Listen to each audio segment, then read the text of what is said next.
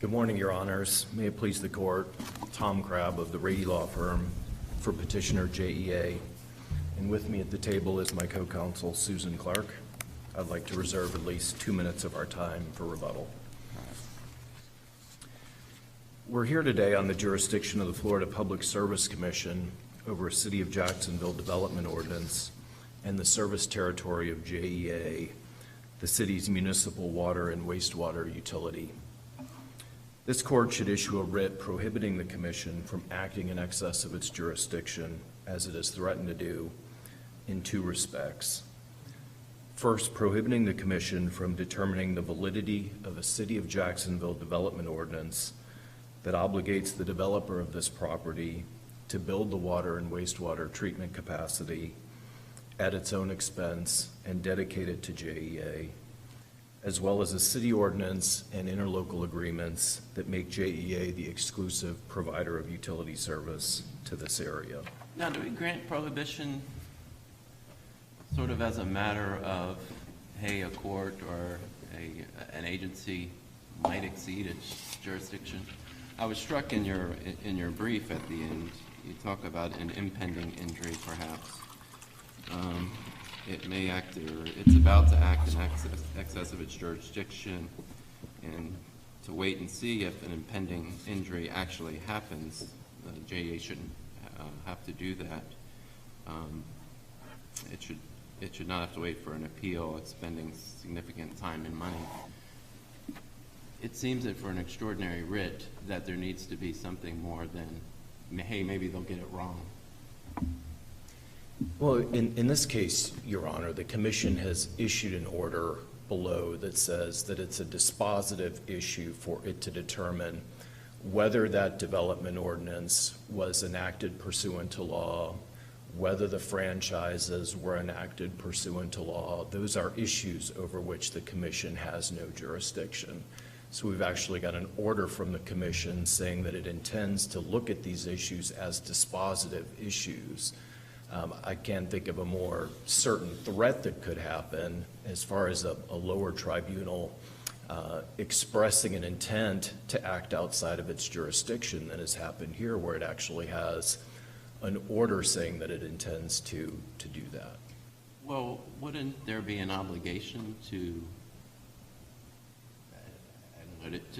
check that the situation is as you say that it is? I mean, what if I went in there and say, hey, I have the right in Duval County to supply water and wastewater services? I would think they would say, well, show me that you have, show me.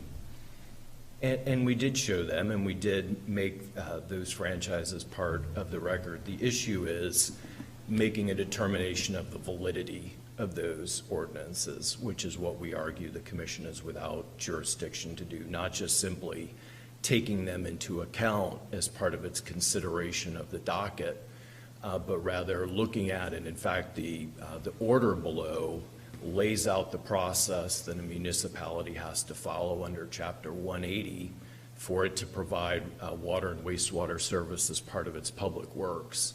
And then taking on itself the issue of has the city complied with Chapter 180, which the Commission has no relation to whatsoever. Has the city complied with 180? Is this ordinance in fact valid? And the same thing with the franchise agreements and interlocal agreements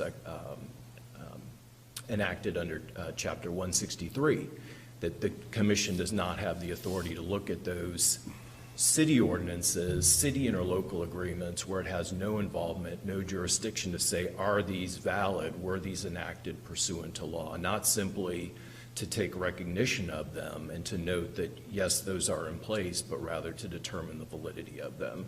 Now, if you outline the dangers for them, they may or they may not actually do that, is that correct? And if they overstep their bounds, then I would guess that you'll be back here and say, hey, they overstepped their bounds. Why do we get involved right now? We get involved right now because we have an actual threat where they've said that they intend to review that issue, that it's not a purely speculative harm that it may happen if the Commission or if the proceeding below continues, but rather they've said in the order that this is an issue for us. This is a dispositive issue. We've got to determine this issue. And so that's why we believe that the writ is appropriate, because we have an actual threat from the commission of acting outside of its jurisdiction, that rather than go through many more months and time and expense of a full administrative hearing, only to be back here. But it's not like other prohibition-type cases, is it, where, for example, in medical malpractice cases, if a plaintiff doesn't comply with the pre-suit requirements, or those kinds of cases where the court just disregards, a lower court disregards a party's right to immunity from suit, right? I mean, I'm not sure I see a good analogy here of how the commission's acting ultra vires or completely outside of the scope. The appellee is a regional utility. It would normally come under the Public Service Commission's domain, if you will, absent JEA's arguments, if they're correct. You filed the petition for a hearing. You raised some of the arguments the commission said they're going to address. I know you can't confer jurisdiction on them, but help me out how, maybe compare this to other cases where the courts have said prohibition was appropriate. Well, this is a unique situation, Your Honor, and a unique type of proceeding, unique type of order that's happened here. In addition to the commission saying that it wants to, or that it intends to, as a dispositive issue, determine the development ordinance and the franchises, the validity of those, also expressing the position that it has the authority to do what it will with JEA's service territory, regardless of those franchises. That its jurisdiction over this area is exclusive and preemptive, regardless of JEA's service territories, which is simply not the law. The commission certainly has exclusive jurisdiction over investor-owned private utilities under Chapter 367, but has no authority over municipal utilities. And the distinction— But who's going to decide the territorial fight? I'm not suggesting that means that you lose by any means, but there's a dispute, which I assume we'll be hearing from the appellee soon about that, but who makes that decision? Is that a self-executing decision that your client gets to make? No, Your Honor, it's not a self-executing decision, but given that JEA has these franchises, they're in place, the development ordinance is in place, that the commission does not now, years later, have the authority to come in and displace JEA from that. So your argument is there's no dispute, there's zero factual dispute as to the territorial jurisdiction of JEA's reach, right? That is our position, that there's no factual dispute over that, and that's not been raised as an issue as far as whether this territory is within JEA's service territory or not. Certainly arguments about the franchises that the commission has raised, but going back to the threat and why we're here on prohibition is the statement beyond the franchises and the development ordinance, the statement that the commission has the authority to do what it will with this service area regardless of JEA's franchises, that it has exclusive, superior, preemptive jurisdiction over the service area of this municipal utility, which is simply not borne out in the law. Under Chapter 180, municipalities, as part of their public works, can develop their own water and wastewater systems, can set up a zone where everyone within that system, within that zone, must connect to that utility, and completely removed from the commission's jurisdiction. And so now for the commission to come in in the order, and these issues did not come up until this order was issued. We've been in the case below for 18 months or so, no threat. None of these statements had come up before. It was only in this order that for the first time the commission said, we've got authority to do what we will. We can look at the validity of the development ordinance, the validity of the franchises. That's what leads us here. So your argument isn't that there are situations, I'm thinking of the Claremont case, where a municipality can actually lose because of the ready, willing, able factor? There certainly are those cases, Your Honor, and in that case, the Lake Utility Services case, in that circumstance, the city was not ready, willing, and able to provide service, and they had actually stepped aside and allowed this private utility to come in years earlier, and then the court said it would be inappropriate to displace that private utility down the road, but that's not the case that we have here.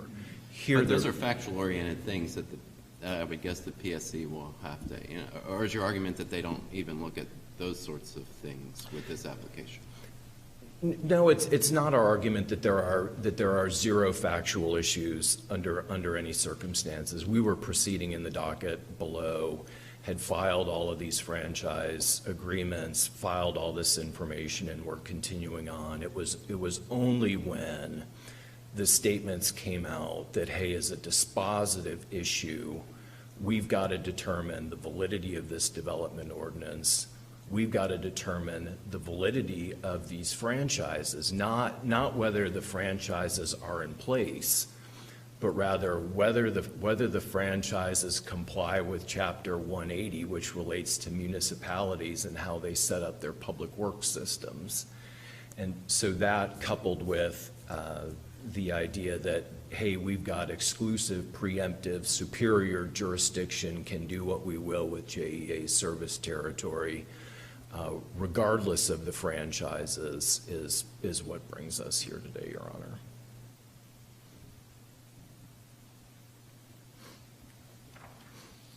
I see that I've got just about 2 minutes left. I'll go ahead and reserve the rest of my time for rebuttal unless there are any additional questions. Thank you.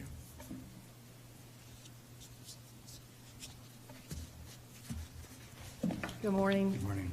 May it please the court, I'm Samantha Sabula, and I represent the Florida Public Service Commission.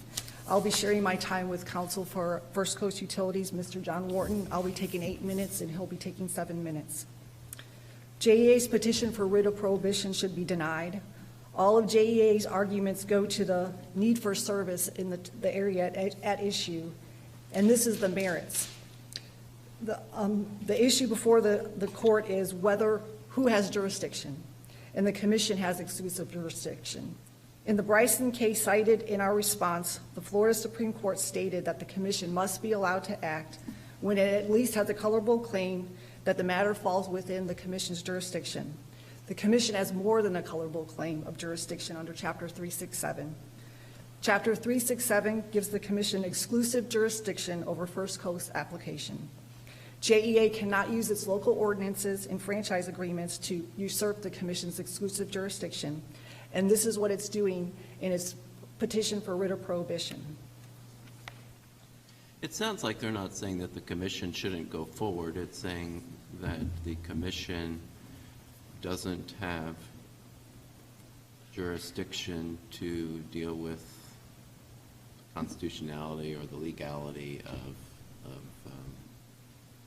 some of these agreements and its service area, these ordinances, and the service area that it has a right in.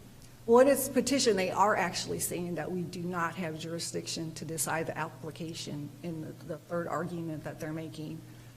That's contrary to Section 367.045 that sets out a whole procedure to follow, which they have taken advantage of. They've objected. The matters before the commission, they've raised the issues of their franchise agreements and local laws. The commission will look at all that to determine whether it's a deemed for service or duplication of service.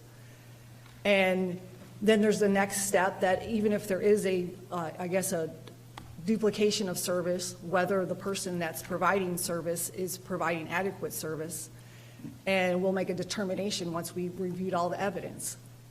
So it all fits together under our statutory authority, and they now are saying that we don't have jurisdiction, and that's what this writ is about. And we disagree with that, and we clearly have jurisdiction over this matter. And we are allowed to interpret statutes and ordinances in our review of the issues that they raised. Is there a need for service? So we'll look at the ordinances and the franchise agreements to make that determination about whether there's a need for service or a duplication of service. So it all fits together under the statutory scheme of Chapter 367. So we disagree with whether or not they should get that petition, writ of prohibition, and So you will look, for instance, to see whether, for the purposes of this new development, the franchise agreements and the ordinances or what have you happen to carve out this area? Correct. And we'll look at that, whether there's a need for service, whether if we do grant the certificate, which is all the merits of the case, not the jurisdictional issue, whether there's someone else providing service in that territory. And even if they are, the next step is whether or not they're providing adequate service or they're refusing to provide service to the people in that territory. And then after. And I understood them to agree with that is something that the commission. Yeah, and which fits into the statutory scheme of 367. And a separate court, a circuit court, does not have the authority to make that determination. That determination has to be in the public interest, whether we grant or deny the application. And 367 sets out what's in the public interest. And a circuit court doesn't have the authority or the means to which to make that public interest determination. Therefore, it's squarely within the Public Service Commission's jurisdiction. Unless there's any other questions, I'll let my Mr. Wharton. All right, you're going to give him a few extra minutes. Thank you. Thank you.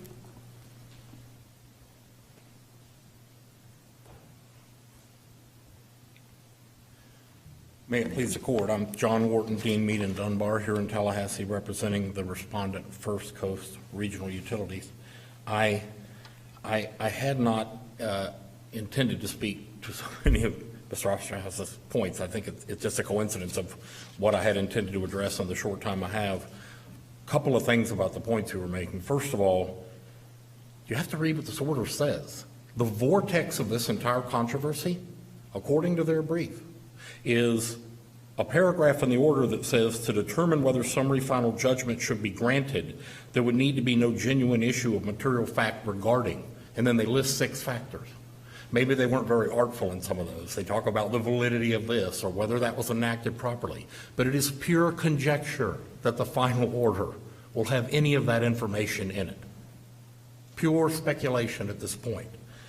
I would note that the Administrative Procedure Act, which was never cited in any of the petitioner's filings in this case, says a preliminary procedural or intermediate order of an agency or an administrative law judge of the Division of Administrative Hearings is immediately reviewable if review of the final agency decision would not provide an adequate remedy.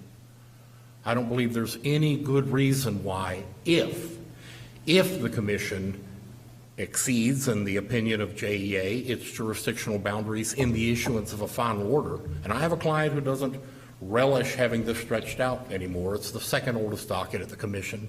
It's privately owned land, privately owned utility, but that is where this issue should be resolved. Secondly, another point that Judge Osterhaus made was, I think they are saying that the commission can go on. I would point out that while they started out this filing in a very typical, I would say, fashion for this kind of writ, at the relief, and I apologize for using the vernacular with all due respect, they went off the tracks. First they say a determination or don't let the PSC get too deeply into determining the validity or interpretation of the ordinance and the PUD and et cetera. Then they say they want an order from you prohibiting the PSC from certificating First Coast unless First Coast first goes into a circuit court and proves it's right. I was an attorney at the PSC 36 years ago. They've been regulating water and wastewater companies 30 years before that. There are thousands of PSC water and wastewater cases and administrative code rules. A circuit court would no more know what to do with this. This is in the right place and it's being played out the right way. Secondly, this whole principle of the jurisdictional boundaries of an administrative court, certainly there is a lot of case law, no bright line, but there is a lot of case law saying that administrative bodies cannot settle contract disputes between the parties to the contract, or that they cannot void an ordinance, or many of the things that a circuit court might do. But they certainly can take notice in context of other laws that exist. The PSC pointed out a great example where it said that Chapter 367, the enabling statute here, says that a municipality can come in and say, hey, if you certificate that utility, it violates our comprehensive plan, and you have the right to raise any other point. Well, if you have the right to raise any other point, the PSC must have the right to adjudicate it. Here, JEA itself, all First Coast was trying to do was to demonstrate that it satisfied the criteria for issuance of a certificate. And we will be arguing from the beginning of this case to the end that it is the exclusivity of the Commission's jurisdiction that really settles all these little points, that overrides these points. But JEA came in and introduced all these ordinances. JEA moved for summary judgment on them. JEA has raised them in their filings before this court. And the idea that the Commission can apparently only recognize the existence of those local enactments, the franchise and the ordinance, to the extent that it accepts what JEA interprets them to say, without even being able to consider them and say, that doesn't say what you say it says. That doesn't have the effect that you say it does, I think is not a proper reading of the jurisdiction of administrative courts. There was a statement here respectfully by JEA's counsel that, well, the Commission doesn't have any jurisdiction to be telling us what to do. The Commission's not going to issue an order here telling JEA to do anything. JEA is a petitioner in the case. All they're going to do is decide whether First Coast Regional Utilities should be certificated or not under the Commission's rules and statutes. And there's really nothing unique. And in the Claremont case, then seemed like things did go to circuit court. And is that the stage that they would go to circuit court? I'm sorry, Your Honor. In the Claremont case, it seems that things did end up in the circuit court. Is the stage at which things do go to the circuit court would be if the application was granted, and then there would be a Let me say this. There are two of the cases in that genre, and they do not fit at the application stage. You're right. I guess in the end, what we get from the PSC, if we prevail, is a piece of paper. And if JEA believes that the circuit court has some jurisdiction there, I don't think it does. I think a circuit court would say immediately, this is in the exclusive jurisdiction of the PSC. There's only one way to appeal this order. But yes, this whole argument about first in time is something that fits well for existing utilities. Even if it was a first in right analysis, it wouldn't appropriately be before the circuit court? I'm sorry, would what So be? even if it was a first in right analysis, it wouldn't that appropriately be in the circuit court? Well, first of all, the Commission also has a similar criteria. But no, I don't believe so. In both of those cases, those were existing utilities. That's part and parcel of a first in right analysis. No new utility, like my client, is ever going to be able to overcome an existing utility if first in right is the question. Now, JEA is not out there either. They're trying to get us to build the facilities and dedicate them to them. So we think even in that analysis we would prevail, but I don't think that's an analysis that should be applied at the PSC level, at the application level. That's our position. Unless you have any questions, Your Honor. That's what I have. Thank you. Thank you. Thank you both for your arguments. We'll hear rebuttal argument.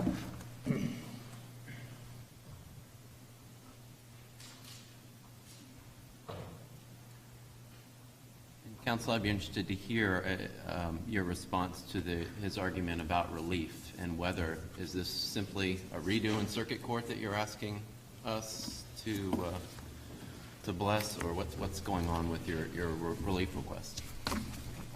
Your Honor, in 2010, the City of Jacksonville passed a comprehensive development ordinance for this particular piece of property at I-10 and 301.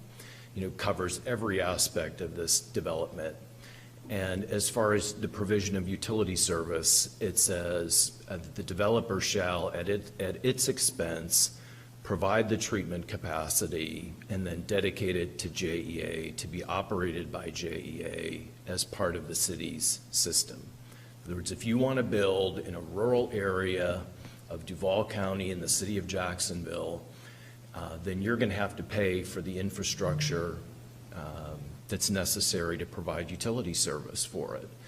And so against the backdrop of that development ordinance, which the commission, the Public Service Commission, has no authority to set aside that development ordinance. So if the commission was to move forward with that development ordinance in place, we'd be in a situation where JEA has the existing franchises, and we've got this development ordinance in place that says that the developer, not First Coast, but the developer, which is First Coast parent, would be obligated to comply with this development ordinance. And so our position is, if the developer has a problem with the development ordinance, says that they should not have to build this capacity and dedicate it to JEA, then they should go to circuit court first and resolve that, challenge that development ordinance, and then move forward with an application with the commission if something happens with that development ordinance. But unless and until that is set aside, that's really the issue here, that the commission does not have the authority, given JEA's franchises and under that JJ's Mobile Homes case, the franchise rights are co-equal. That the commission cannot come in now, given JEA's existing rights, and displace JEA from its service territory. One of those things cannot be correct. Either the holding of JJ Homes, Mobile Homes is not correct, or the commission does not have authority now to come in later in time and displace JEA from the service area.